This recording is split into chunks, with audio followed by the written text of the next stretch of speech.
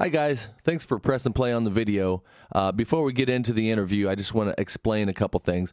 We're going to change it up a little bit, and the interview with Bill went a little long, so we're splitting it into 3 parts. This is part 1 of 3. So enjoy it, and we'll put out 2 and 3 in the next few days. Thanks, guys.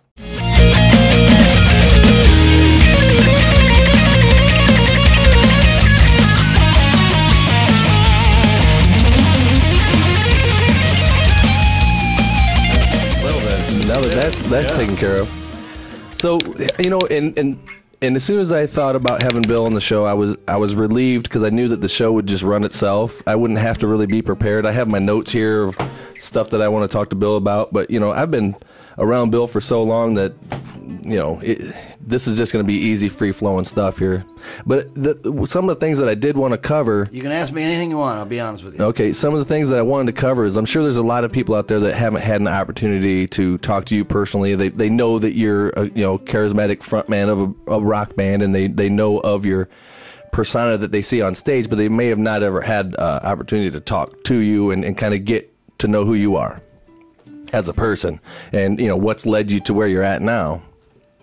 And also there's a lot of misperceptions out there. I mean, before I met you, I heard 5 different reasons, you know, of why your hand is injured, or you know all the nicknames that people have come up with and this and that. So you know, to finalize it, what happened to your hand?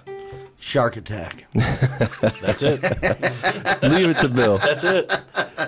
Shark attack. It's official now. Everybody knows. What kind of story do you want here? Do you want the truth, I guess? Okay. Truth is, when I was 11 years old, we were playing behind Harold's Jack and Jill in Ridgeview in Davenport. And we had this, I don't know what it was. It was like this big metal crate. We were just trying to break it. So we were taking it up in this tree. We couldn't get high enough. Every time we throw it down, it wouldn't break. I mean, it was like indestructible. So we got up, and there was a bank of transformers, 3 transformers, like really at the top. So, you know, I mean, it was kind of even dangerous getting up there, you know. I mean, not besides the electricity, just getting on the damn thing. So we got up there, and somebody said, you know, we probably shouldn't take that metal rack out. And yours truly said, oh, don't be such fucking pussies, you know. Right. 11 years old, nice language, right? Right. Anyway, we got that thing up there. As soon as we got up there, it arced. Oh. And as soon as it arced, it got my buddy. He couldn't let go. The other guys jumped, and that's all I'll tell you. Okay. But the rest of that's my business. You know what I mean? Yeah, what happened after that? Yeah. But yeah, I was. They call it electrified. You're electrocuted is when you die, and I was electrified. Okay, so you said that the box actually arced, so you didn't actually touch it. The box touched something? No, you didn't even have to touch it. All you had to do is get close enough to those. How far away were you from the transformer? Not far. We were on the thing, but the rack was still. I don't know how far it was, but it arced over to that thing, and certain voltages. I don't know what they are, but certain voltages some will push you away, like knock you down. Yeah, some if you hold on to them they grab you. You cannot let go. Mm. You know. So you were not, because I know where you're talking about. Right. The fenced in area you were. It wasn't fenced in. Wasn't fenced in at the time? Oh, right. Okay. Yeah, it wasn't fenced in. All right. So you know the area he's talking about? Oh, yeah. Yeah. Okay. Right. We grew up in the same area as Bill. What do you think that changed you when that happened? Did your life kind of change? Well, yeah, it changed immensely because you're, you know, one night you're sleeping in your bed and the next night you're sleeping in a hospital and you're going to be there for months. You know what I mean? So, yeah, it changed, you know. I mean, your outlook on life. Did you? Because from what I gather, I mean, what makes I've always known that you're not guaranteed tomorrow. Whereas, you know what I mean, somebody else 13, 14 years old, always, you know, you're indestructible, you know. Yep. That's the way I felt. Yeah, I've always known, you know, from there. And don't get me wrong, it wasn't like, oh, be careful, but I've always known, you know, something's going to kill you. You know what I mean? Right. Yeah. You know. I mean, it didn't rule. Don't get me wrong. It didn't rule me. I mean, I didn't, you know, like walk around going, oh, you know, I was still, you know, hey, let's jump off this bridge. Okay, let's do it. You know. Yeah. But I think I'd look twice before and go, no, guys, that's not a good idea. Right. Well, I wonder if that had never happened to you, if you would be the same Bill that, say, for example, everybody's hanging out at your house, and all of a sudden at 3 or 4 o'clock in the morning, you decide, well, let's go get on our boat. And so next thing you know, we're under the Centennial Bridge drinking beers in a boat because is the spontaneity, the wanting to live, the let's do whatever we want when we want. Is that the same, Bill? You think you'd be the same guy you are now? Yeah. You would? I think so. Well, that's good. That's I think good. so. I mean, I can't guarantee it, but I think so. And it's kind of really, not to get too deep, but kind of impossible to answer because that is who I am. I don't know well, I mean, if that shaped it or I don't, you know what I mean? I really don't know how to answer that. You know what I mean? Well, did you, I mean, I guess an 11-year-old that then has had that happen to them, they obviously have to, I mean, did you feel like you had to come up with a stronger personality to overcome what, you know, what people might immediately first notice about you? I've told this story a few times before to people, but I'll tell you what happened. And when you get out of the hospital, something like that, you go back to your grade school. Well, you're kind of a hero. You know what I mean? You know what I'm saying? You know what I mean? He's back, but you know what I mean? You know. But then, you know, that was 6th grade, and then the next year was junior high school. And I'll never forget it. It was the very first day of school, and this kid, Melvin Hines, I don't even know if he's still alive now, but Melvin Hines walked up to me. My hand was wrapped, and I had to wear a brace on my leg. You know what I mean? You know, I looked like the little geek, you know. Okay. And Melvin Hines came up and said, "We're fighting after school." What? Fuck. You know what I mean? You know what I mean? Wow. Yeah, I'm like, fuck, I got to fucking fight, you know? so that's like the true story. I didn't expect this. Okay, good. Yeah, it's a true story. So, you know, you can't go run and grab somebody, you know what I mean? So I'm walking out of school. The bus is out there. I can see it. I'm like, I don't see him anywhere, you know what I mean? And I'm like, okay, I'm going to get on the bus and get the hell out of here. If I can walk out the door, fuck, he's right in front of my bus, standing right there, and he sees me. Fucking Melvin Hines. So I knew if he whoops my ass, I'm going to be that kid to get made fun of the rest of my life. Right. Or at least through that school. So I whooped the fucking shit out of him. You know what I mean? There's no way he was going to beat my ass. Right. I kicked him in the nuts, and I had that fucking, that brace on. That fucking brace, you know, that thing probably weighed 15 pounds. Oh, yeah. You know what I mean? You know, getting kicked in the balls is bad enough. Now I had 15 pounds to it. Sure. I mean, I booted that fucking, I mean, he went down, and I booted him 3 or 4 times in the head, and he was bloody, and I got on that bus, and that bus pulled away. And the next day I walked to that school, and I'm not shitting you, people got out of my way. There's that crippled fucking badass. Stay away from him. Wow. Bionic strength. Right. Yeah. But you know what I mean? You know, I knew if I let him get away with it, I'm going to be, maybe not, but that's what goes through your head. Oh, yeah. You know? Yeah. So, now that you're talking about fighting, let me ask you this. Pro boxing or UFC? Both. Really? Yeah. That's changed since the last time I talked to you. No, I always liked the UFC. Okay, I thought you were completely, like, boxing and that's it. Oh, God, no. Because, you know, Pat Miletich, right. You know, he told me 25 years ago or something, I was giving a ride home from Sharky's in Moline, and he told me he was getting into this stuff and was telling me all about Horse Gracie and the Gracies from Brazil and all, you know. So I was like, okay, and I didn't believe him. Right. You know, Pat and I were drunk. I figured, you know, full of shit. Right. You know? Well, you introduced me to Miletich, and, you know, at the time I was, you know, didn't know what to say to him. But Yeah, Pat's a great guy. I didn't know what the UFC was. Sorry, go ahead. Right. You did then, didn't you? No, I didn't. I knew it was cage fighting, and they had it at Stars and Stripes or something, or America's, what is this place that was on Kimberly? Vic Ferrari's probably. Yeah, and it was so lame because you go in thinking that it was going to be, you know, people punching the shit out of each other, and then what happened every time? Like 2 seconds they're on the ground, and you couldn't see nothing. You're like, what the hell are they doing over there? Have you noticed though? They're like UFC now, and what's the other one? Pride. No, they don't have Pride. They Strike Force, and then there's Bellator, and right. But have you noticed they're standing a lot more than they're doing the ground game now. Right, and Strike Force got bought and taken, but it's actually owned by the Zuffa, so they closed shop on Strike Force and put them all in the UFC now. So is that right? It's gone. I didn't know that. Yeah, it was a lot more of a stand-up battle, but the UFC's trying to be exciting about more stand-up and all that. And what do you think if like Pac-Man gets in there and fights in the UFC, and he, you know, is he going to punch harder than like a UFC guy, or you know, if they stand up for a whole round, does the UFC guy stand a chance? Not if they stand up. Okay. You know what I mean? So you believe that boxing definitely is a... I believe that boxers are definitely more used to. I just say used to getting hit. Oh, that's what I was thinking. But yeah. you know what I mean? UFC fighters, they don't, their defense is a lot different. I mean, you got to watch their legs, you got to watch, you know what I mean? You know what I'm saying? Sure. Yeah. I mean, who knows? Maybe a UFC fighter might get in there and give them a few good leg kicks and put them down and be over with. Well, these guys are knocking people out with 16-ounce gloves. Right. I mean, that's power. You know what I mean? Well, you know what gloves were invented for? Gloves were invented in boxing to protect your hands. Right. Keep you from breaking your knuckles. Yeah, they weren't invented to save a fighter or your opponent's face or head or anything. Yeah, that was to save their hands. Yeah. No kidding. Yeah, when they used to fist fight. Yeah, you'd break your knuckles. Yeah, they'd break their knuckles. So they finally went, well, let's put some gloves on.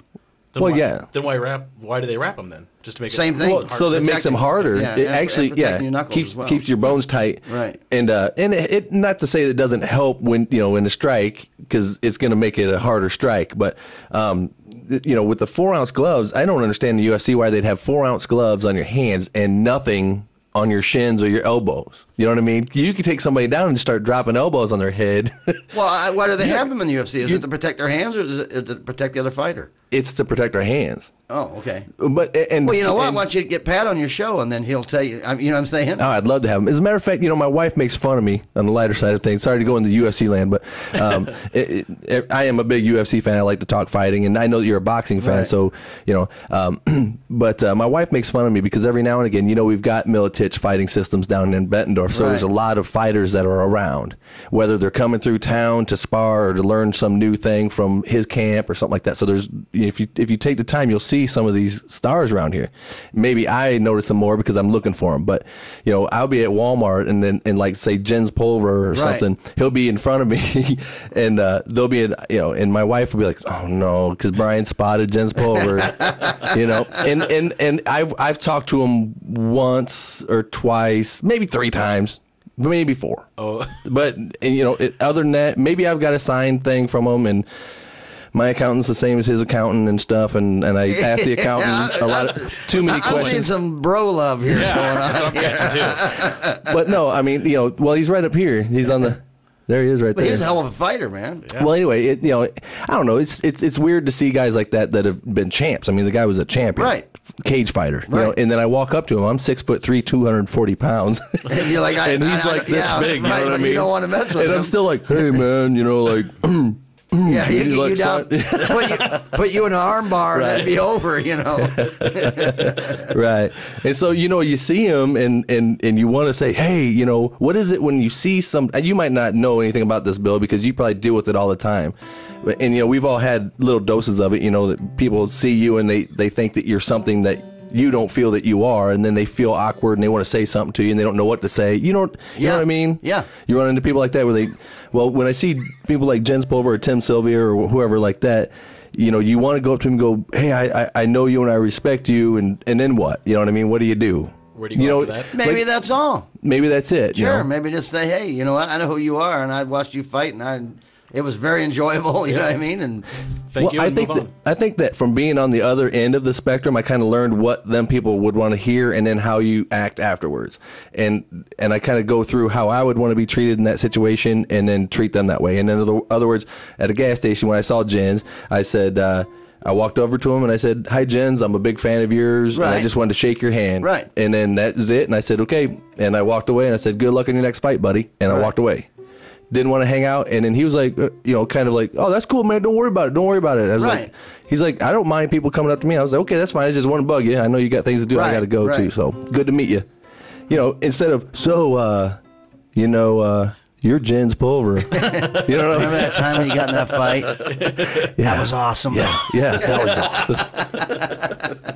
Remember that one fight? Mm-hmm. That was awesome. I'm starting to think you're running into him a lot. Are you kind of following him, or? No, I happen to see him all the time. I see him. It was getting a little bit scary. All right. Wait. I've seen him more times than he's seen me. Okay, I've seen him like 4 times. Seen him at the mall, and I saw him at Walmart, and I saw him at Golden Corral, and I didn't say anything to him all 3 times. But my wife was scared out of her mind because she knows I will. I'll just go stand over by him until he says something to me. You know what I mean? Like, I always hang out at Golden Corral over here. You know what I mean? By the ice cream machine. What's up, man? So, You try that fondue? And plus, what is, he can't be getting in a fight anytime soon if he's at Golden Corral, because that is like, I wouldn't think so. Maybe he's trying to put weight on. He's going to be a heavyweight. Yeah, he's going to fight Brock Lesnar.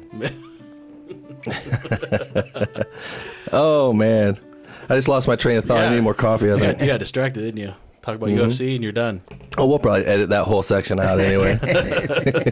I'm just kind of nervous about these cameras that I have up here. I got two of the cameras going, and I'm hoping that they both stay running because they're both recording at the same time. So far, so good. It's a pretty sweet computer. It's a whoop-ass computer.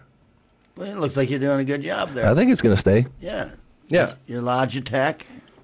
Yeah. Your Eyeline video system. Yeah, my wife's real excited about all this crap that I'm buying for my little radio show I'll here. bet she is. But I vowed to sell my motorcycle. No, you're not selling it, are you? Yeah, I have to. Well, I'm sorry, I didn't mean to say I have to, but and here's the way I look at it. I'm having kids. I have one now. I have a 2-year-old now. You've met her, and we have one on the way. Right. Last summer, when I could ride it whenever I wanted to, I rode it maybe 4 times. Right. It sits in the garage collecting dust, and it's basically an asset that every time I ride, I've found anymore that I'm nervous the whole time I'm on it.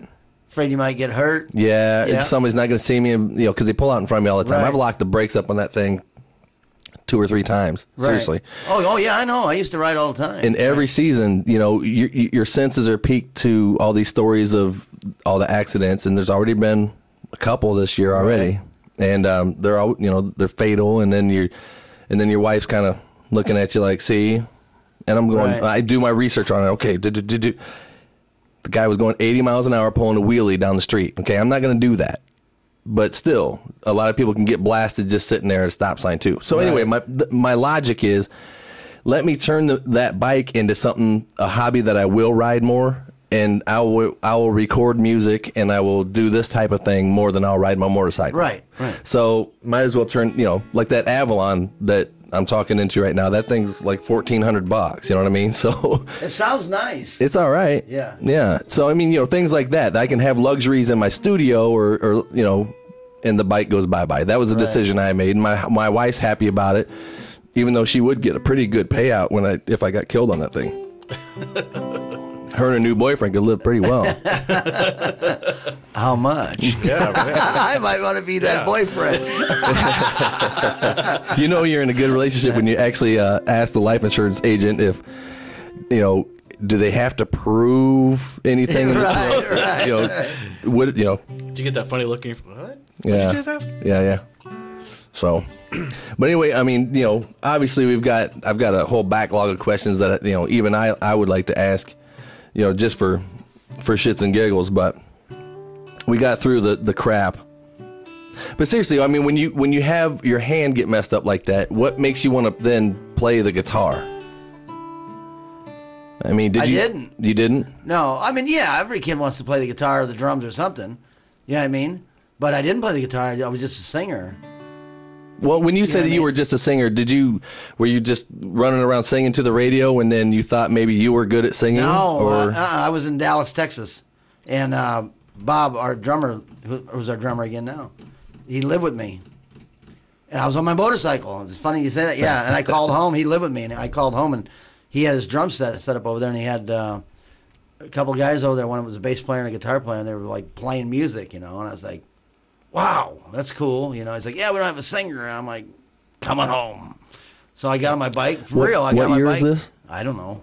78. Okay. Or so how old were you then, I guess? Let's go that 18. route. 18? Yeah. So that day I got on my motorcycle and came home. And next day I was in my bedroom singing Cat Scratch Fever or something.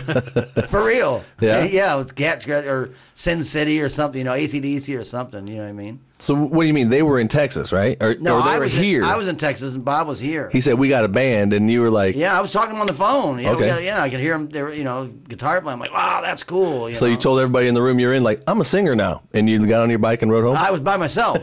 Oh, okay. Yeah, I was by myself. What were you doing down there? Were you working? Or? No, I got this brilliant idea that I would take my motorcycle across the country, real romantic, Easy Rider type thing, right. It's romantic in your head, After you're, I'm being honest. What were you on? What was the bike? Well, I had a 900 Sportster. A 900? 900, yeah, 67 is collector. Oh, wow, okay. Still a collector's item. It's a guy got killed on it. It's where you brought that up. Eesh. After I sold it. But I didn't take that. I wasn't about to take a Sportster, down through Louisiana and Texas and over to California, and you know what I mean. I was gonna say that'd be tough. Right? Yeah. Well, I wouldn't have made it anyway. I would have been wrenching on it more than I took a 650 Kawasaki SR 650, and that's what I was on. Wow, and you took that. And I'm telling you, it sucks. Yeah? Yeah, I'm telling you. I mean, I realized right then and there, you are no biker, son. How far did you get and realize this sucks? The whole fucking time. The whole time? Yeah, for real. The whole time. Look at where you and was like, this sucks. Where did you leave from? Well, my friend was in the Air Force, and so he wanted me to go with him. We were going to go to Denver.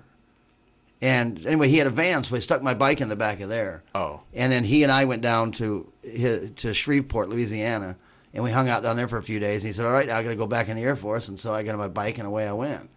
And I went from there to New Orleans, and then to Dallas, and then all the way up past Amarillo into California, and you know what I mean? And what the hell were you thinking? I don't know. Wow. I just thought, like I said, I thought it might be, this romantic kind of cool thing, Yeah, and for like $50 in gas, you went across the United States. Right, right. Yeah, I almost got killed, Oof. Yeah. Wow. How many times did you? Because when I found out I wasn't a real biker, it was when I thought I was going to be this sexy guy and ride my motorcycle with my buddy, my neighbor, to what is that place? God damn it, Poopies. Poopies. Yeah, I figured you were going to say that. Yeah. All the wannabe bikers have to ride to Poopies, right? Because you got to give some swag from there so that you're an official biker. So we're riding up there and everything's good. We have our cheeseburger and we look at the bikes and we act cool in our little boots and shit. And we get back on our bikes and the thunderclouds, and then I see all these bikers pulling over in their full dressers and they're getting out rain gear, but it's not even raining yet. Right. Still, we're like, it's nice out. We'll make it. You know what I mean? We got our shades to protect us. Beating down on you like it. And it started coming, and we were both. Neither one of us wanted to say anything, but we're getting. And raindrops feel like bullets. Yeah, it man. hurts. Yeah. And I'm thinking, when's he gonna break his cool? We're getting blasted. We're in our face, and it's hurting bad. And I finally laid off. I was like, I don't know whether to go slower so it don't hurt as bad, but we're freezing too. And you're gonna be out there longer, right? And you're freezing too. Right. You know what I mean? Because it's got cold, and you're moving that quick. And believe me, it's cold on a bike when it's raining. And so you're like, yeah, do I let off the gas and then the pain and the more time being cold, or a lot of pain and less time being cold? So the choice was, neither. I think we slowed it. Yeah, because it was too slick to go fast for me, and I started getting freaked out about it because it's hard to see one thing, and then when you're doing corners, you can kind of feel your bike doing weird things, and it's just scary. Yeah. And after that, I was like, I'm not a real biker, because you still see guys in November riding. Oh no, those guys are bikers. In they January, love it. They love that shit. Right. Yeah. And I'm not a real biker, so at that point, I would have gotten back into that Fiero with you. Right.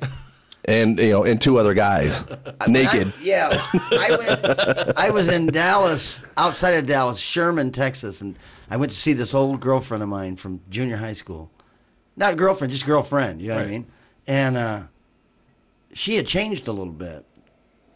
I went to her house, and I knew the family, and I thought they were going to say, you're staying here tonight, and they didn't. They were like, where are you staying? I was like, well, I haven't got a hotel room yet. They're like, there's a Holiday Inn right down there. I'm like, okay, that's where I'm going. So I went to this Holiday Inn. I get there, and she says, I'm going to come by with some of my friends and pick you up around 6 or something. I'm like, all right, cool, we'll go out and drink, what have you. And, like 9 o'clock at night, she finally shows up, and she's the only girl in this car full of fucking Texas rednecks. Wow. Yeah, and I'm like, oh, yeah. Oh, boy. Where are we going? They go, well, we're going to go out to this. It's kind of like going from here to Scott County Park. Okay. That's the best way I can explain it. Okay. So I'm like, I'll just drive my bike. They're like, oh, okay, man, that's what you want to do. And so sure enough, got my bike out there. We got out there. She left. I don't know where she went. Who knows? But I was peeing like kind of in the bushes, you know what I mean? Mm-hmm. And two of those country Dallas, Texas boys were on the other side of the bushes. They didn't know I was there. They were going to whoop my ass. So I said, well, we'll whoop his fucking ass. And I was like, oh, So wow. I just waited for them. Then they walked back over by the keg. And as soon as they did, I walked around, got, had my key, got the fuck, put it in the bike, fucking took off. I fucking get to where I got to go. And just like Scott County Park, at night, only one entrance is open. Oh, shit. Yeah. So I sat there till about, I think it was maybe 5 o'clock in the morning. You know what I mean? You know, thinking they got to be gone by now. You know. Yep. Sure enough, you know, sun's coming. You know, it's getting blue. I come up over the thing. There they all are. Fuck. I had to fucking race through them. They're hitting me with beer cans and shit. You know what I mean? Then they fucking chase me. I mean, I'm going up like 115, 120 mile an hour. You know, I mean, there's Dallas. You know, I'm just fucking trying to get the fuck out of there. You know. And I got to my room and I had a .22 pistol with me. Oh. And so I got in my room, and as soon as I got in there, I went to my duffel bag and got that pistol out. Mm-hmm. And they were kicking on the door trying to get in, and I just put that pistol up in the window to let them see the gun. Mm-hmm. You know what I mean? Yeah. And then they stopped. You know, and a little while later, the cops came. And, really? Yeah, and the cops were like, "Do you have a gun on you?" I'm like, "Yeah, I think I'm going to jail." And they're like, "Well, that worked." You know, and I was like, "Wow." Yeah, I'm like, "Wow, that's cool as shit." They don't even care. That's how they do it in Dallas. Yeah, yeah. They're like, "Well, it worked. Good for you." And I'm like, "Not in trouble?" They're like, "No, they chased you. You didn't do anything wrong." I'm like, "Thank God." You know. Yeah. I think I'm going to be in fucking Dallas. Yeah. You know. In the can. Yeah, for nothing, you know. Yeah, for not doing anything. What'd you do? Oh, I tried to survive, you know. Well, shit, I think they're sissies. They probably should have had a bigger gun than what you had. They probably did, but I think once they saw that, they thought, this fucker's scared, he'll use it. Now, listen, that story's great. You know what I mean? That story's great, but I think that there was a big section of it cut out. Because from what I understood, you were hanging out with the girl, and then there was some guys with her in the truck, and then all of a sudden they wanted to just beat your ass. No. What did you do to them? No, I didn't do anything. I swear to God. They just all of a sudden decided that they were going to beat your ass. Yeah, I could tell because we were talking about music and this and that. And they were jealous of you. Did you have? No, you know, times have changed now. But I mean, you know, you're a Yankee. You know, to them, I was an Iowa boy, and you know, maybe one of them liked her and didn't want me around, and you know what I mean. And we're, you know, they're drunk and their kids whip his ass. No, I get you. Yeah, I didn't do anything. I yeah. I feel like there was something missing. Yeah. Yeah. Anymore, you be careful of them Iowa boys, though. Yeah, right. Because one of them's name is Pat Militis. Right. Here, a word to the wise: if you see a guy with a messed up ear and it looks all like a burnt potato chip or something, don't fuck with him. Yeah, don't mess with that guy. Right. Yeah, Johnny, my younger brother Johnny, you know, he's in a wheelchair. We went down to watch the fights one night down at the Mark, and there was trouble out front, and these guys were fucking with us, and they were messing with Johnny. I'm like, what the fuck?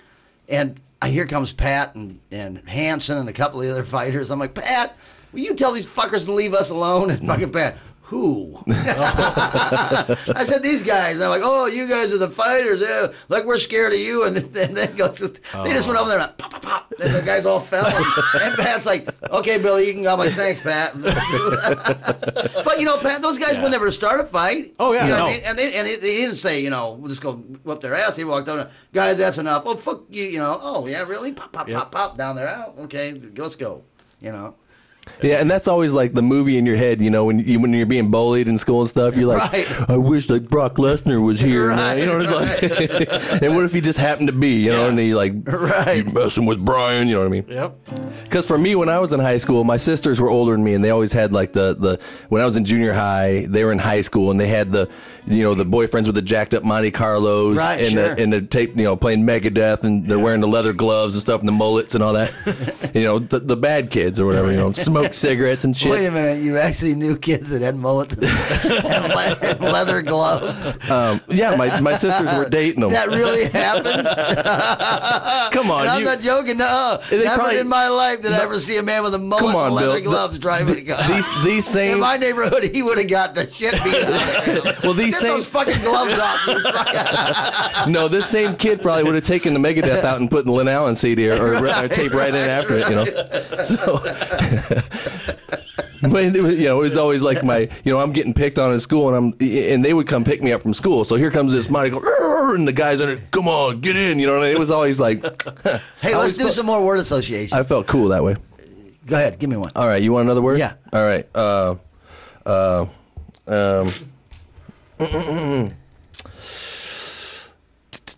I'm feeling it. I'm trying to feel it. Doesn't matter. Doesn't have to be a good one. Duran. Rascals. That works. Yeah, I like it. That's what I think too. Try another one. Anything. It doesn't matter what it is. Go ahead. All right. Def Leppard. Bat River Brewery. Yes. All right. That's going pretty well. See how I'm doing that for you guys? Yeah, that's worth a free growler. Yeah, I think you got another one in you. Give him another one. Okay, I got another one. Winger. Steve's Old Time Tap. We just got us all fired now because they're not a sponsor. So. I'm surprised you didn't say Greg's Music. Guitar Center. Yeah. Oh, I wish. If we can get guitar, we can get their pro pricing, and I could have got these headphones for cheaper. You made fun of the white headphones, and I'll tell you why they're white. Believe it or not, that same. Because you're a racist? Well, besides that, we're both wearing black headphones, Yeah, but I mean, right. Who's the racist in the room? I didn't think about it that way. White power. Oh, God. None of my stories are going to work. No. I'm sorry. But anyway, no, seriously. It gets derailed quickly in here. Them headphones, when we went to get them headphones, the same exact model were like $50 cheaper. The white ones were $50 and the black ones were $100 and something.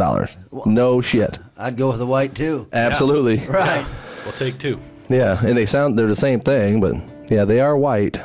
They are white. You look like you have earmuffs on. Sorry about that. I didn't notice myself. That is special, isn't it? Yeah. It's like a wrestling helmet. Wow. That is really something. Yeah. Holy It's a good look. shit. Sexy. That's Good a look. nice look. Yeah.